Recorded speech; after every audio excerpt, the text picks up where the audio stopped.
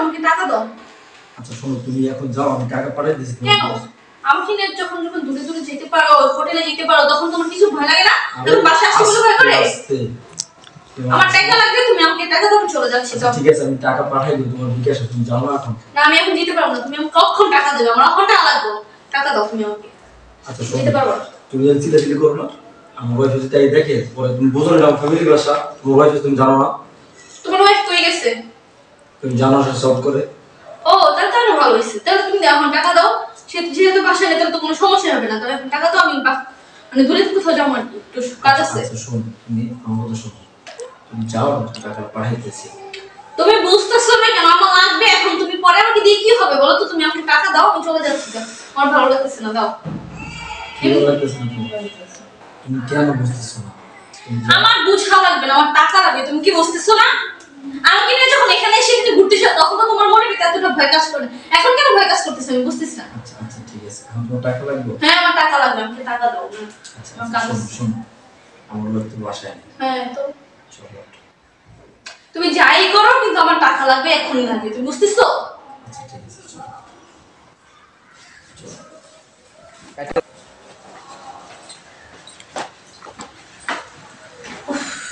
বাইরে প্রচুর গরম। শোনো, বলো। আজকে যেন মজা পাইছি। ওইসে মজা, আর তুমি মজা পাইছো ভালো কথা। তুমি তোমার কি কথা ছিল মানে? আমাকে টাকা দাও, আমি এখন চলে যাচ্ছি। শোনো, তুমি খালি টাকাটা বলো না। তো কি করব? কি করব? হ্যাঁ তুমি টাকা দাও। আচ্ছা আচ্ছা শোনো, আমি সন্ধ্যার পরে টাকা পাঠিয়ে দিই। পাঠিয়ে দিবে মানে? তুমি অক্ষণে নগদে টাকা দিবা? আমি পাঠিয়ে মোটে দাও না, বিকাশ মিকাশ আমার চলবে না, আমার টাকা লাগবে এখন। তুমি বলছো তোমাকে দেওয়ার জন্য দিছি, ঠিক আছে? তুমি এর আগের বার এরকম করছো, তুমি আর কোনো কাহিনী চলবে না। তুমি টাকা দাও, আমার ভালো লাগছে। এখন তো কেস টাকা নাই, বুঝতেছো না কেন? গেস্টে নাই মানে তুমি এটা কোন কথা বলছো? শোনো, তুমি রাগ করো না, আমি বলছি না টাকা দিব। আমি সন্ধ্যার পরে বের হইয়া তোমার টাকা পাঠিয়ে দিছি। দিবা তো? শিওর? যদি কথা বড় খারাপ হইছে তাহলে কিন্তু খারাপ হবে। তুমি আর বিষয় কথা শোনা, তুমি যাও না। আমি আচ্ছা, বলছি যাও। তোমার দিব, বাসায় যাও, ঠিক আছে? আমি টাকা পাঠিয়ে দিই। এই এই মেয়েকে? আরে আমার কলিগ। কলিগ? হ্যাঁ। আর আমি জানি না তোর প্রত্যেকটা কলিগকে আমি চিনি। ও আবার কলেজ থেকে কলিগ। আরে ও নতুন জয়েন করছে। নতুন জয়েন করছে?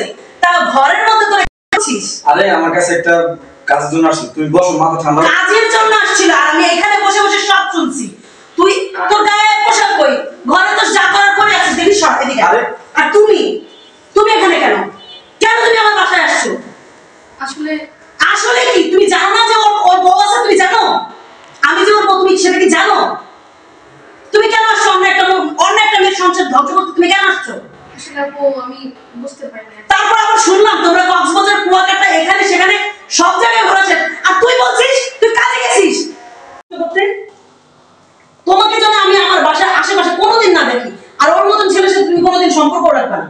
ভালো মতন বিয়ে করে একটা সংসার করো, মানুষের সংসার ভাঙবা না। যাও এখান থেকে, বের হও। কি করছিস সেটা তো আমি এখানে বসে শুনছি। আমি অফিস থেকে আসছি, এসে বসে একটু রেস্ট নিচ্ছি, আর তুই তার সাথে কি কি করেছিস? আবার ওকে টাকাও দিস? তুই যে ওর সাথে কক্সবাজার এখানে সেখানে গেলি, তুই যে বললি তোর বিজনেসের কাজে গেছিস, এই তোর বিজনেসের কাজ? আরে এই কি কও তুমি উল্টাপাল্টা কথা বলছো? উল্টাপাল্টা? এই তোর লজ্জা লাগে না? এটা কি? এই তোর জামা কাপড় কেন খোলা? বল, তোর আমাকে পছন্দ হয় না নাকি তোর একটা দিয়ে হয় না? আর হয় না যে তুই আমাকে বলে দিতি, তুই কেন বাসার মধ্যে মেয়ে নিয়ে আসবি? আর তুই তো তোকে তো আমি ভালোবেসে বিয়ে করছি, তাই না? এই তো ভালোবাসার দাম দিবি না? দেখো কি আমি ভালোবেসে বিয়ে করছি এই জন্য যে একটা চরিত্রবান ছেলে যেন আমি পাই। তুই এটা কি প্রমাণ দিলি আমি তো বুঝলাম না। তা তোর সাথে আমি কি করে সংসার করবো? দেখো তুমি আমার ভুল বুঝছো না, বুঝছো? ভুল বুঝবো না তোকে?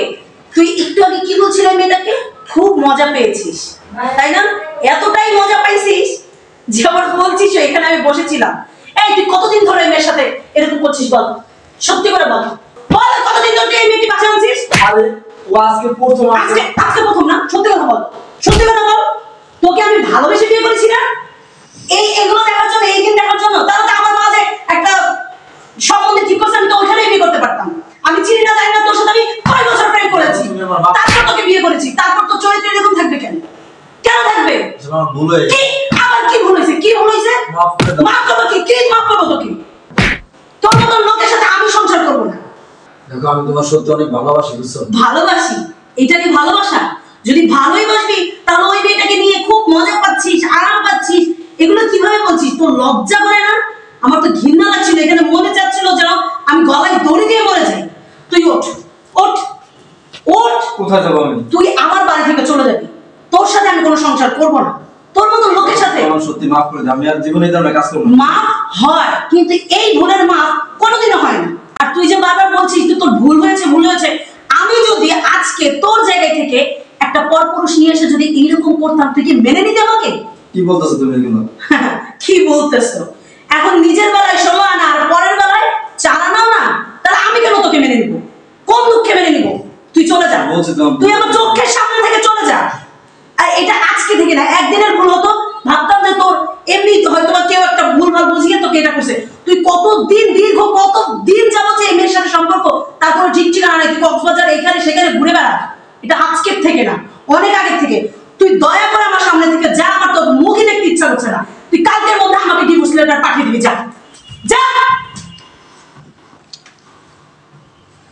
কাকে ভালোবাসলাম আমি? ভালোবেসে বিয়ে করেও যদি সুখ না পাই, তাহলে